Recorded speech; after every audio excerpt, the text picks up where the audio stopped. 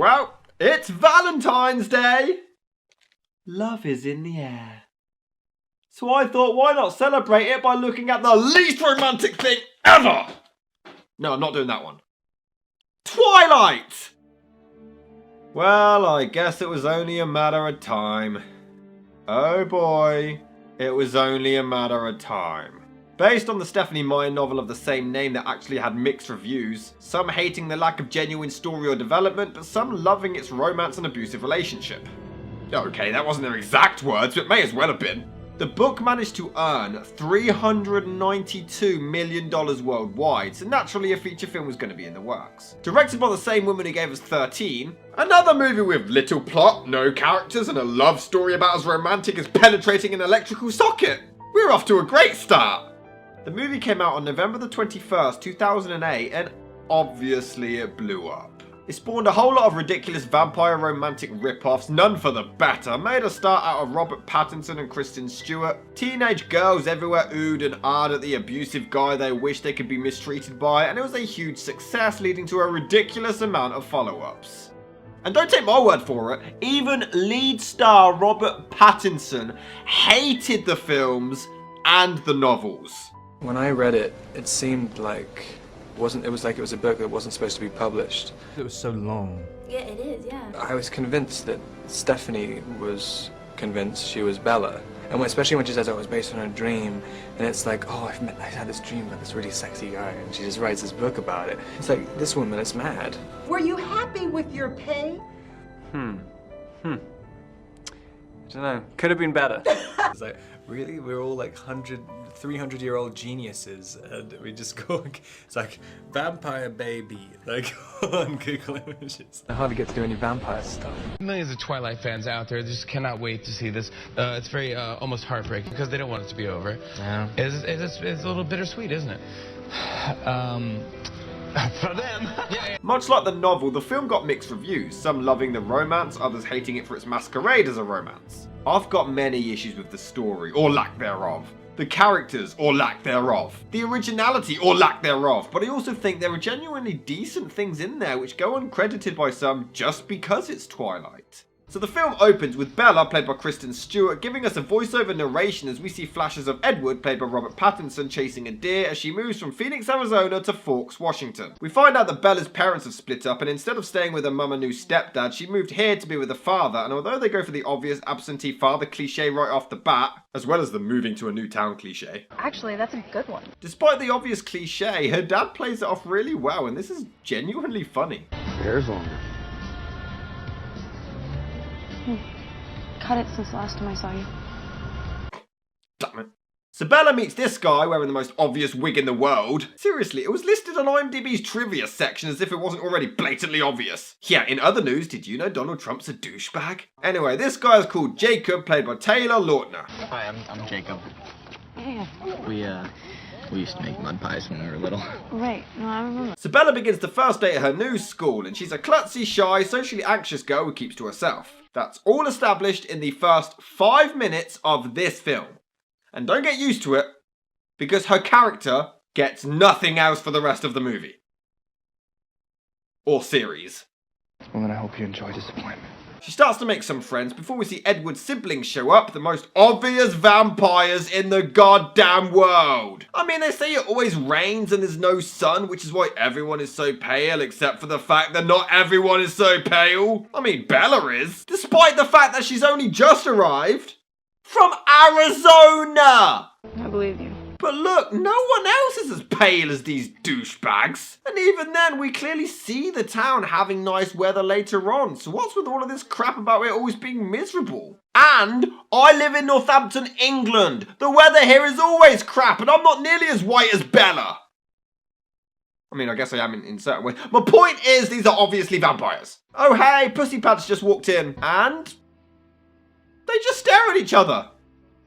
Why? Now, we find out later that Edward is baffled because he can read minds, as most vampires can, and for some reason he can't read her, so he's drawn to her. That's fine, but why would you stare directly at her? Surely you'd just be more like, oh, can't read her mind. Bit weird.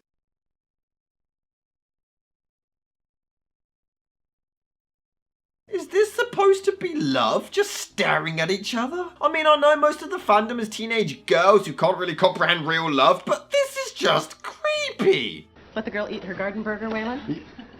As soon as you're done, I will bring you your favorite. A creepy, abusive asshole. And then Another no-show. Bella starts to wonder where the hell Edward is. He doesn't show up to school for a few days and she starts to miss him. Why? I mean, I understand instant attraction, but you have to at least speak to the person. What, she missed the way he undressed her with his creepy ass eyes? No, probably not. Anyway, Edward eventually does come back and finally introduces himself. They talk for a bit, and I must admit, I have to give it a compliment here. I know. I hate myself too. Good. So they talk for a bit, and it's established that Edward can't talk to her properly or even flirt to save his life. Hello?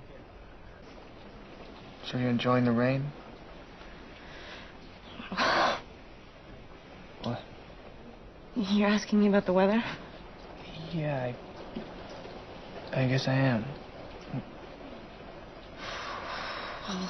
I think this is actually a really cool idea. I mean, apparently he's this drop-dead gorgeous hunk who can get any girl he wants. And here we are, he's drawn to Bella, the one who he's actually interested in, and he just can't talk to her. She shows he has some slight vulnerability. It's a really cool idea. But hey, let's get back to the crap. She confides in him about her parental issues. We find out his eyes change colour. What is with all of these awful powers?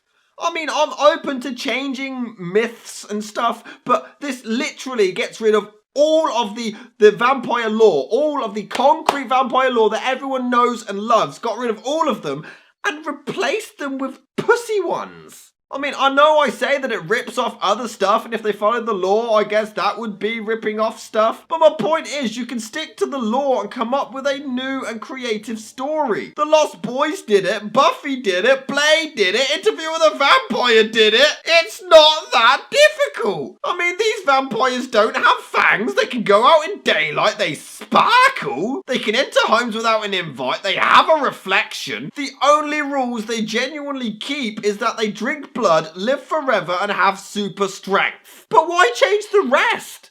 Vampires used to be cool. Remember when vampires were cool? They used to be badass and scary. Then there was a brief period when they became nerdy and no one really cared until Blade came along and made them awesome again. And then this pile of plumbing duties was released and made them pathetic. And that's what these vampires are, pathetic. Reading minds, sparkling, changing eye colours. This film sucks. It's very frustrating. Anyway, after school, Edward stands in the car park staring at Bella. How is she not turned off by this? What woman would find this charming?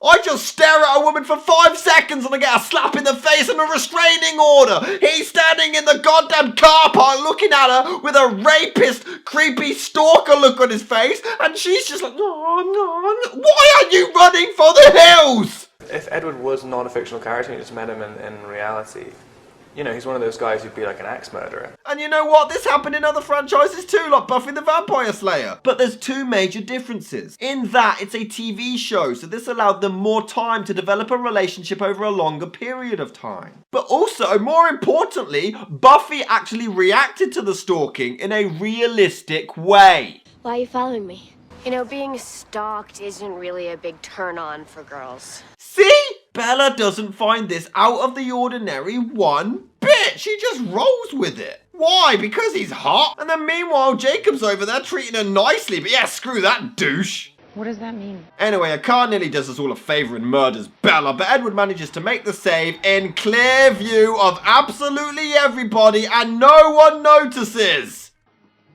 Except his siblings somehow. This makes Clark in Superman 2 look stealthy. But at least now Bella's going to wake up and finally realise where Edward really is. How did you get over to me so fast? He literally stopped a car with his bare hands, and your first question is, how'd you get there so quickly? But hey, let's see more of why all women want Edward in their bed. Well, nobody's gonna believe you. I wasn't going to tell anybody. I just need to know the truth. Can't you just thank me and get over it? Oh, such a lovely fella. Don't let him get away. But hey, this guy Mike seems to have a very serious question for her. Do you want to go to prom? Nah. Far too nice. Doesn't even stalk me, the prick.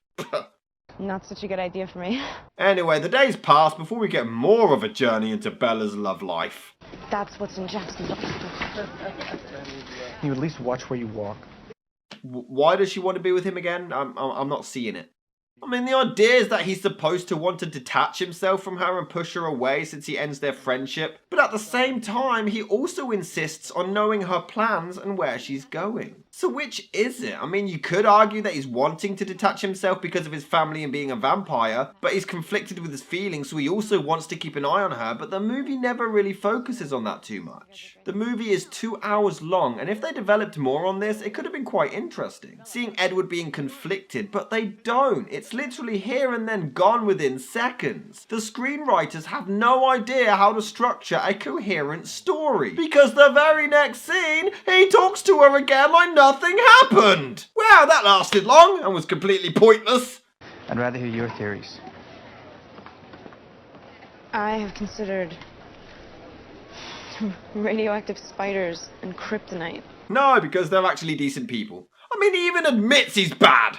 What if I'm not the hero? What if I'm the bad guy? What aren't you getting here, Bella? Anyway, she heads out with some friends that night. You should ask him. Take control. You're a strong, independent woman. I am? Yes. Who the hell was that? That's kind of miserable. So Jacob shows up and tells Bella a story of his wolf tribe and how the Cullens hunted on their land, causing a feud between the two families. But enough of that. The evil douchebags kill a guy, and for some reason one of them, James, has no shirt on for no reason. Why'd he do that? Could you be nice? We also discover that whenever it is nice out, the Cullens don't appear. They've created a bogus story to explain this, that their father takes them out hiking. So how do they never get expelled for this? I mean, surely their attendance would be awful. Oh, the sun's out. Cullens ain't in school. How do they keep getting away with this? What did you expect? But let's put all of this excitement on hold for... girls trying on prom dresses. Yep. 2 hours, ladies and gentlemen.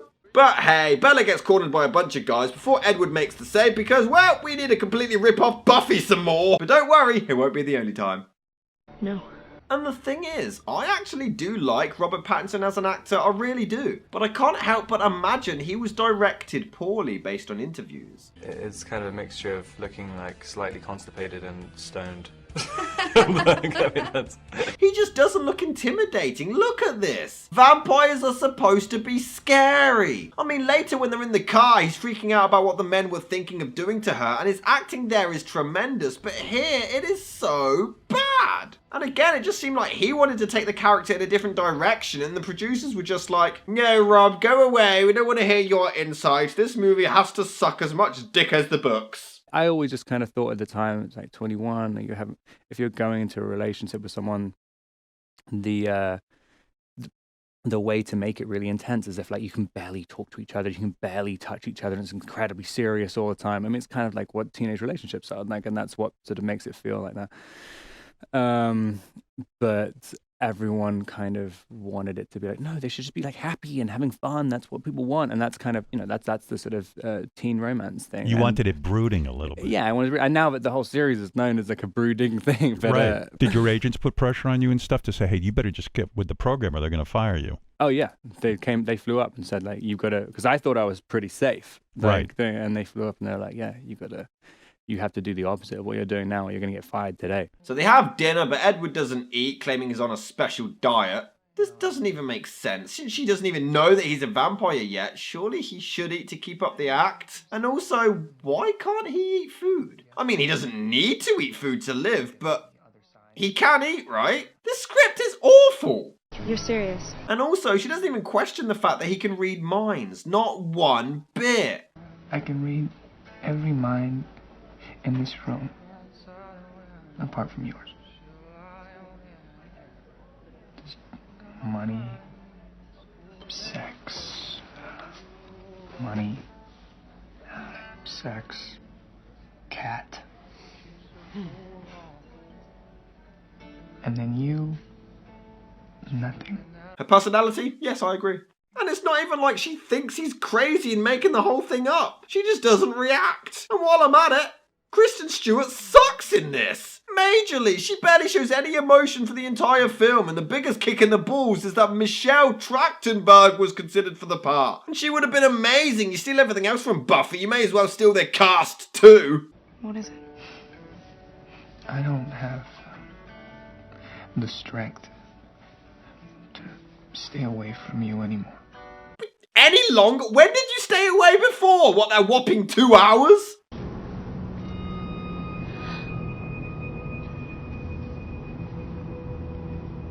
Your hand is so cold. Jesus Christ, did this performance seriously surpass every other audition? Are you serious? Your hands are cold. Emote! How she finds out someone's died and there's still no emotion in her damn voice. He died? How? Animal attack. Of course they ruled it down to animal attacks before Bella looks online to discover what Edward truly is, and I must admit, this is actually a really well done scene. It's well shot and edited, has intense music, and it's probably the best scene of the entire movie. But then again, that's like saying I had explosive diarrhea, and this particular dump I had at 12:45 PM was better than the dump I had at 1:02 PM. Not exactly. So the meet-up and Bella finally confronts Edward about the truth. You're impossibly fast and strong. Your skin is pale white and ice cold. Your eyes change color. And sometimes you speak like you're from a different time. Wait. When has Edward ever spoken like he's from another time? When? When has that ever been established? There's not even any subtle lines of dialogue to hint at it. Stop letting monkeys write your screenplays! I will confess here though, many slated the film for having a vampire who's hundreds of years old dating a teenage girl, calling it creepy. But when Buffy did it, no one cared. I'm sorry, I hate to defend this pile of crap, but how come it was okay when Buffy did it? Buffy literally had Angel be 242 years old with her being age 16. No one cared then. But now it's an issue? It's not an issue. Just the rest of the stuff that's creepy. You caught that, huh? And the direction is so weird for this scene. What's with the random cutaways? This establishes nothing. I know what you are. Say it. Out loud. Say it. Quite frankly, I think Twilight is a terrible movie. And when I say terrible, I mean truly abysmal. If I could force feed myself vomit, that seems like a holiday compared to Twilight. So that... okay, who can take this seriously? And of course she sees that he sparkles, which is still as ridiculously dumb as I remember. Vampires don't sparkle! What kind of drugs do you even have to be on to come up with that? I'm designed to kill. I don't care. I've killed people before. It does not matter.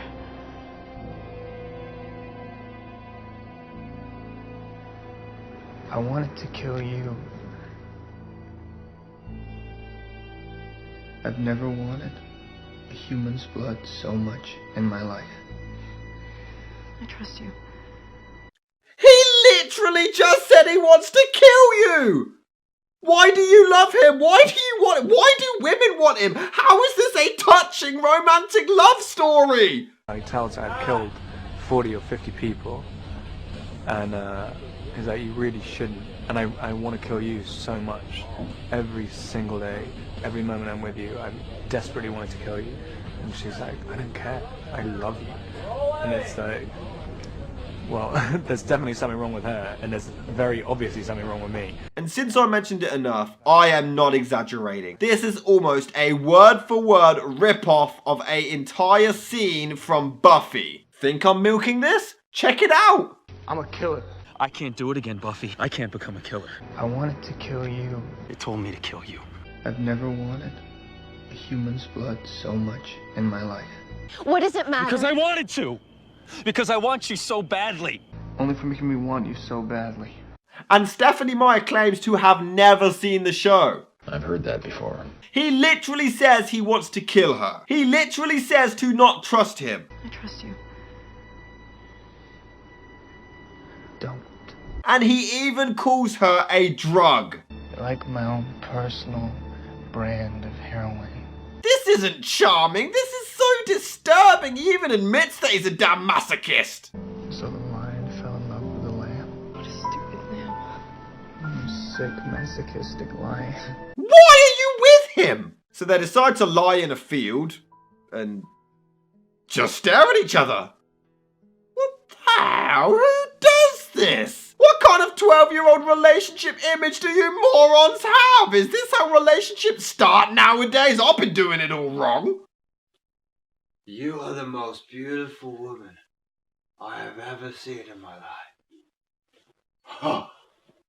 Wow. You're gorgeous. You be my Valentine's.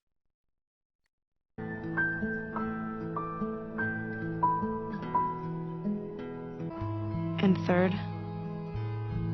I was unconditionally and irrevocably in love with him. Why? What has he actually done in this movie for you to gain any feelings for him?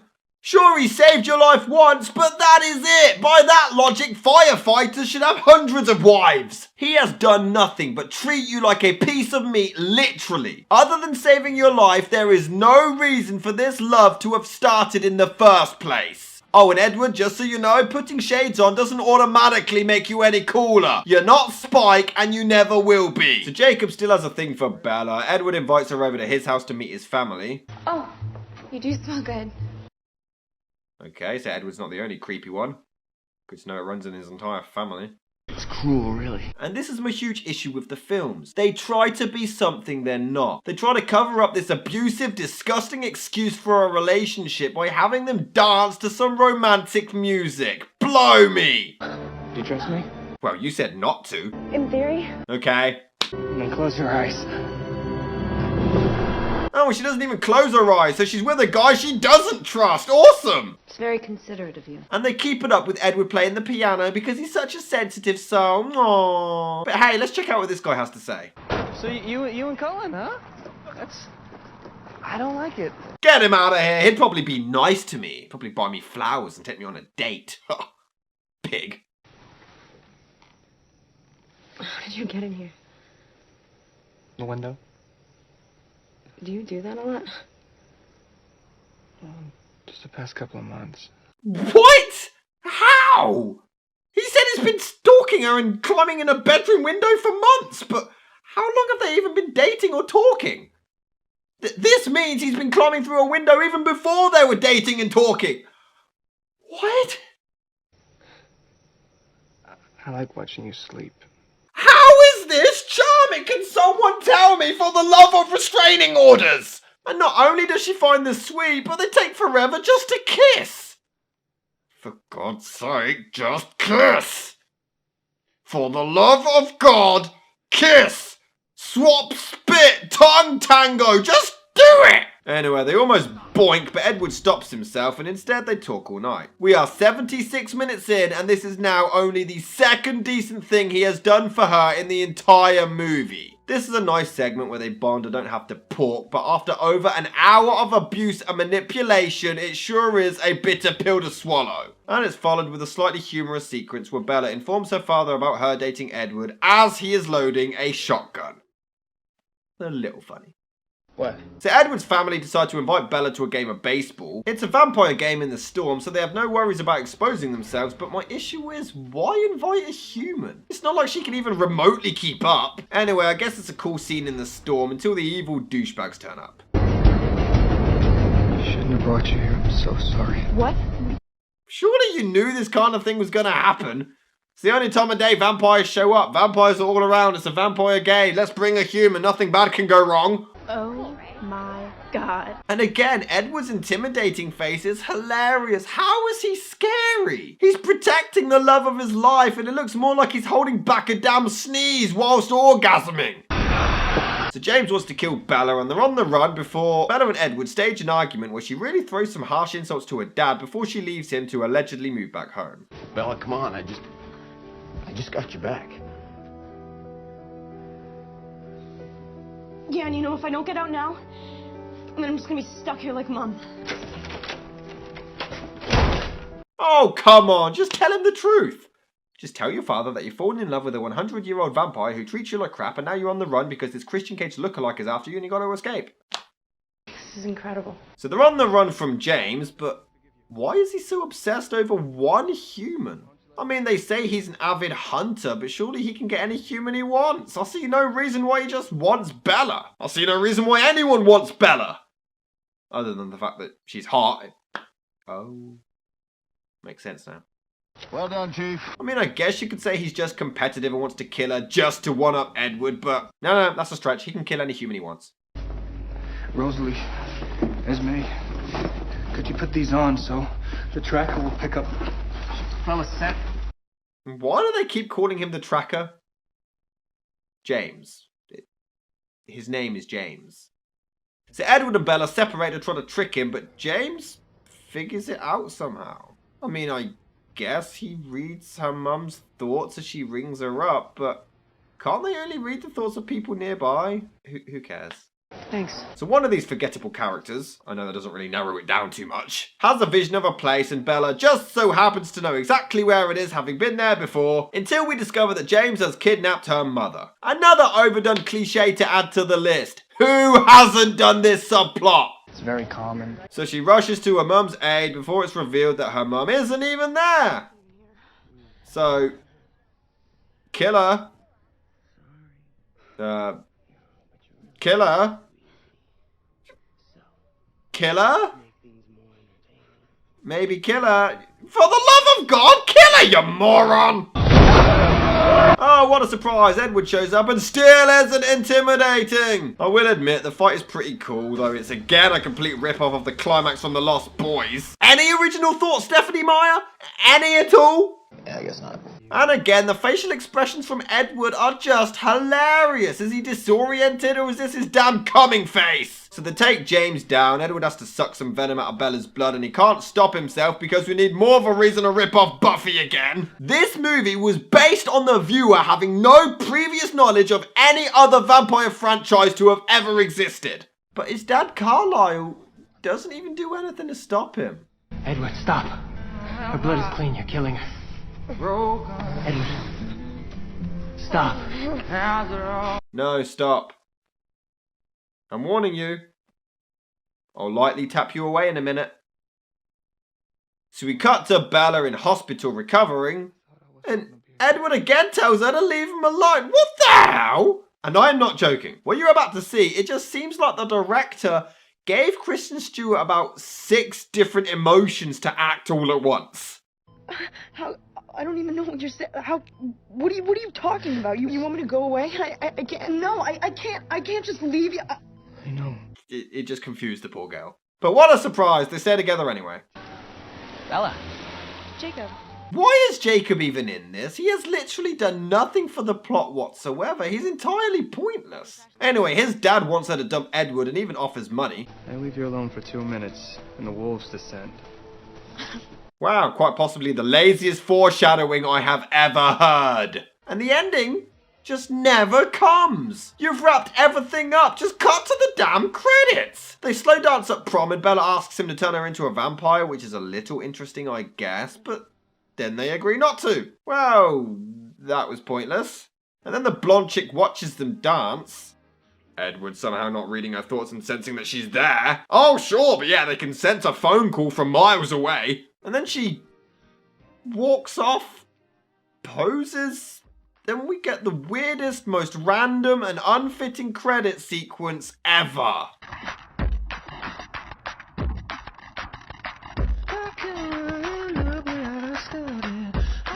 And that was Twilight. It sucks. A lot.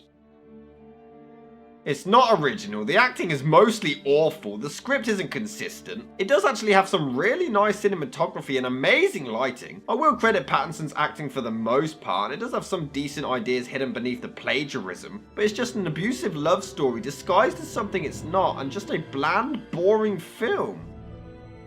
Which sucks a whole lot of cock.